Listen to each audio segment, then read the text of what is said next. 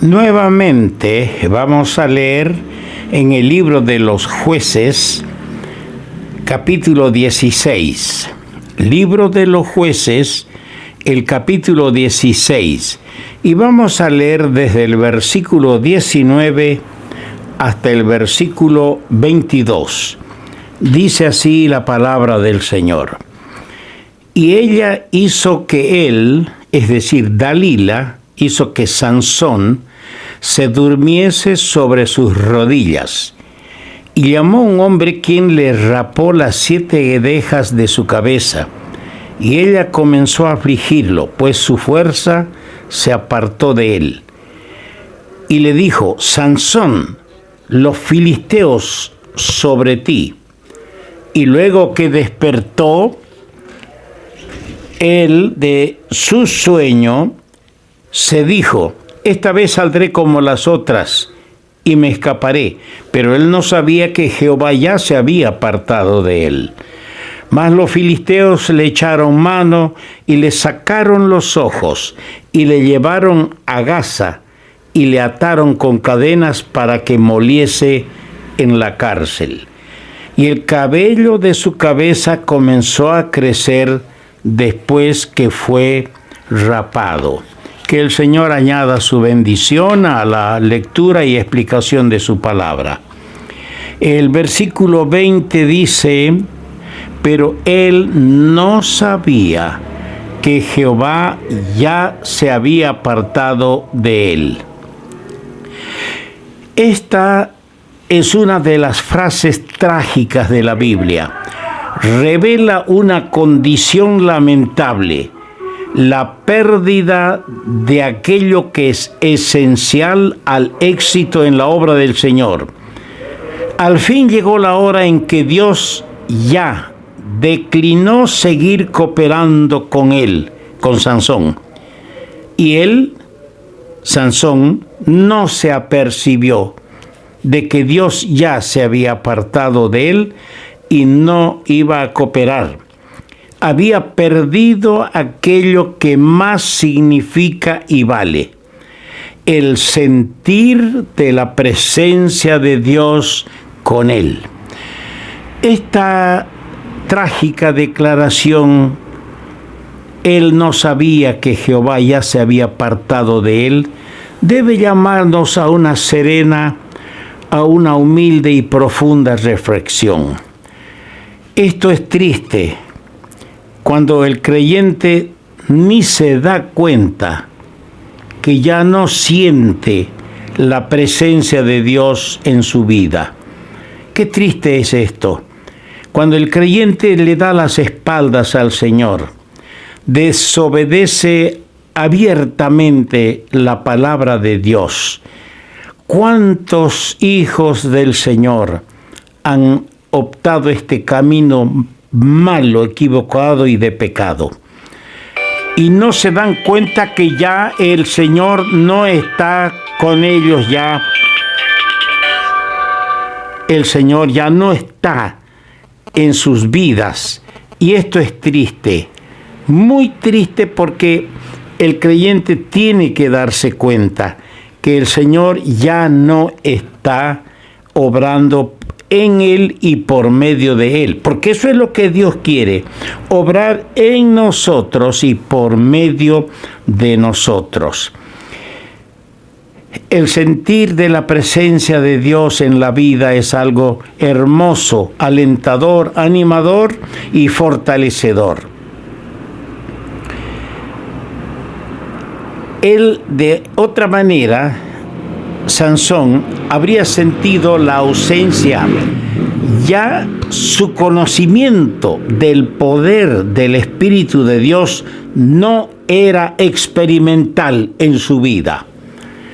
Cuando un creyente, un predicador, un siervo del Señor, no se da cuenta que ha perdido el poder de la manifestación, de la actuación del Espíritu Santo en su vida y en su ministerio, es muy triste. Tiene que ser algo experimental, que el siervo de Dios pueda, después de entregar la palabra, es sentirse gozoso porque ha cumplido con el Señor.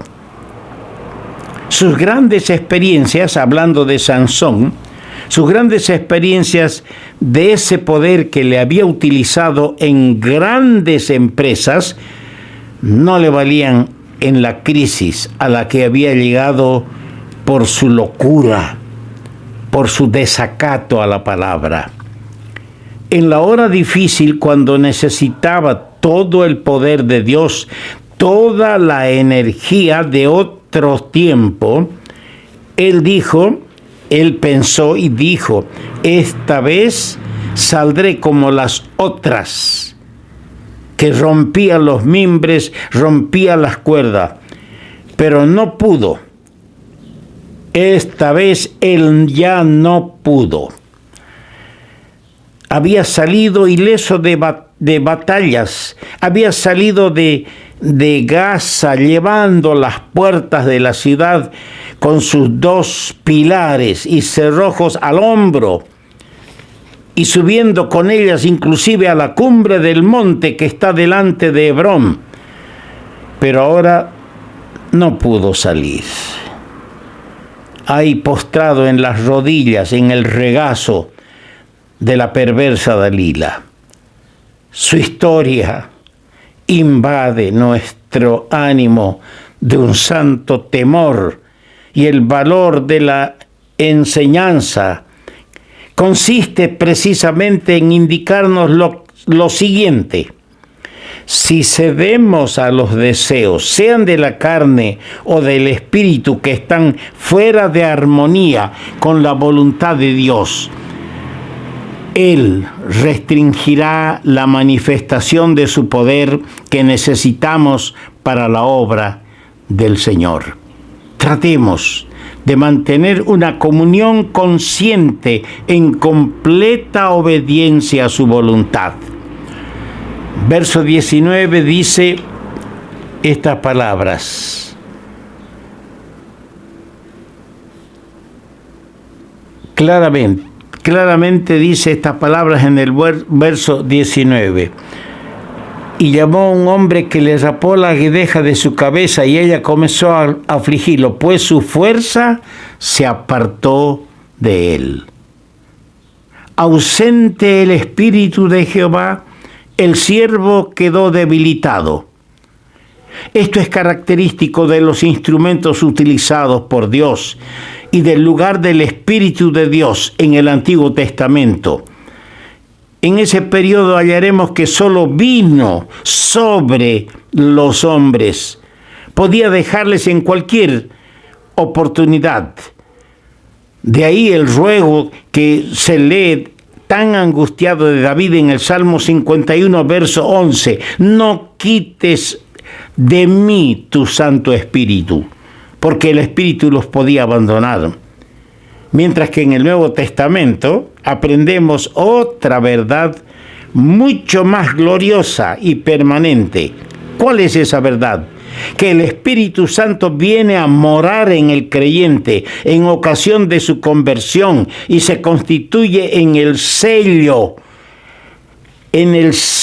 para el día de la redención. El Espíritu podemos contristarlo, podemos apagarlo, pero Él no nos deja. Bueno sería que se lea en su casa y apúntese esto. Lea Juan, el Evangelio de Juan capítulo 14. Lea los versículos 16, 17, que el Espíritu Santo viene y mora en nosotros. Lea Efesios 4:30, que hemos sido sellados con el Espíritu hasta el día de la redención. Y lea Primera Tesalonicenses capítulo 5, verso 19. Podemos entristecer al Espíritu, pero Él no nos abandona, como en el Antiguo Testamento. En el verso 20 leemos estas palabras de Dalila. Sansón, los filisteos sobre ti. Había escuchado otras veces ese mismo grito. Sansón, los filisteos sobre ti.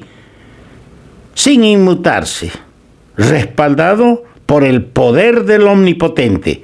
Pero esta vez el enemigo puso su mano sobre él y perdió 7 cosas de la mayor importancia. ¿Cuáles son? Primero, perdió su dignidad y oficio. ¿Por qué? Él era un juez en Israel. El juez quedó convertido en esclavo, moliendo las piedras de molino en la cárcel. Del alto lugar de dignidad fue rebajado al último en la escala social. Perdió su utilidad. Mal podía ahora librar a su pueblo. Ya no era útil. ¿Quién era asimismo ahora un esclavo? Dios no podía valerse de él. En tercer lugar, perdió sus ojos. El pecado siempre ciega. Los de limpio corazón verán a Dios. Y esto no está hablando del día cuando nos encontremos con el Señor. Es cada día, con el corazón limpio, podemos nosotros verle por la fe al Señor y gozarnos, porque dice el apóstol Pablo en Filipenses que el Señor está cerca, y nosotros podemos verle cuando nuestra relación y comunión está limpia con Él. Es que la pasión enceguece. El pecado roba a los hombres su percepción espiritual, y Sansón perdió los ojos. En cuarto lugar, perdió su fuerza. Cuando el Señor se aleja de un hombre, lo deja débil, aunque él no se aperciba. Sansón ya no podía desatarse de las cuerdas. Había perdido su fuerza. En quinto lugar, perdió su libertad, porque dice, fuertes cadenas abrazaron sus músculos. El que hace pecado es siervo de pecado. Ahora él está amarrado, esclavo del pecado. En sexto lugar, perdió su honor. ¿Por qué perdió su honor? Porque ahora es objeto de reproche y burla. 3 palabras revelan hasta dónde llegó en este aspecto de su desgracia cuando hablamos de perder su honor. En el verso 21 dice, para que moliese en la cárcel. Miren, un juez de esclavos moliendo en la cárcel. En el verso 25 dice, sirvió de juguete delante de ellos. Y en el verso 27, estaban mirando el escarnio de Sansón, mientras se ríen del otrora poderoso noble. Mientras se ríen de él, alaban a su dios Dagón por el triunfo que según ellos les dio. Oh, qué pena. El honor de Dios había sido comprometido en el polvo de la locura de este hombre. Y en séptimo lugar, perdió su testimonio para Dios. ¿Por qué? Porque para un siervo de Dios y de Cristo ser tan débil como los otros hombres es un deshonor al Espíritu de Dios. Qué triste ocaso. Vamos a ver una vez más mañana, si el Señor permite, para culminar este pensamiento, vamos a ver algo más del final de la derrota de Sansón.